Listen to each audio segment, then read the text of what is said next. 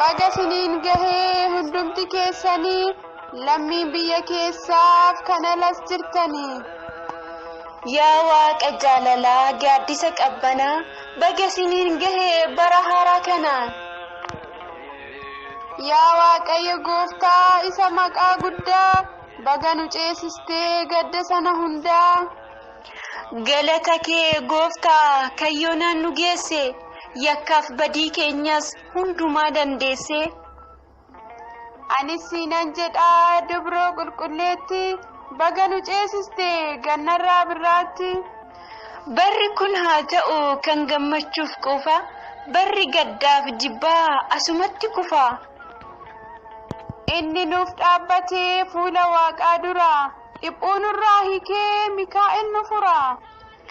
Kan asiin nu gahe kan labse nageenya Iyyasuus Kiristoos abbaa hunda keenya. Gammachuun haa dhufu mana hunda keenya bara darbe wajjin haa dhiisnu hammeenya. Jaalalli haa seenu mana hiyyeessaaf dureessa wal dhabbiin haa badu tokkummaa jabeessa. Wal eebbisuu wayyaa wal abaaruu manna bara haaraa waliin qalbii jijjiirranna.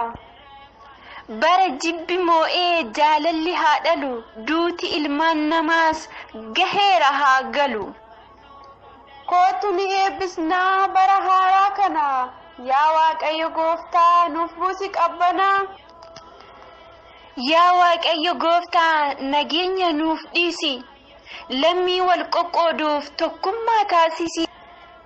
Namni nagaan bahees nagaadhaan haa galu harka nu haa qabu kan hunduma caalu.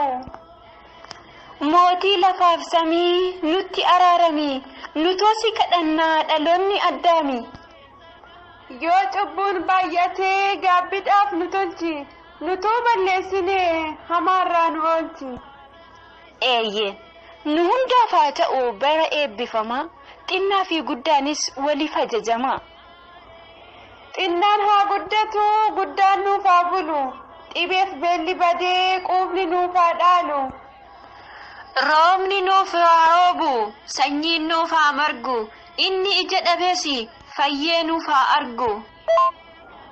Birraan haa lalisu nageenya haa saffisu abaaboon daraarees firii haa harcaasu. Galaanni haa guutu diinni immoo haa duutu gufuun haa buqqa'u eebbi kan hundaa gurri haa dhaga'u. Baga siniin gahee hundum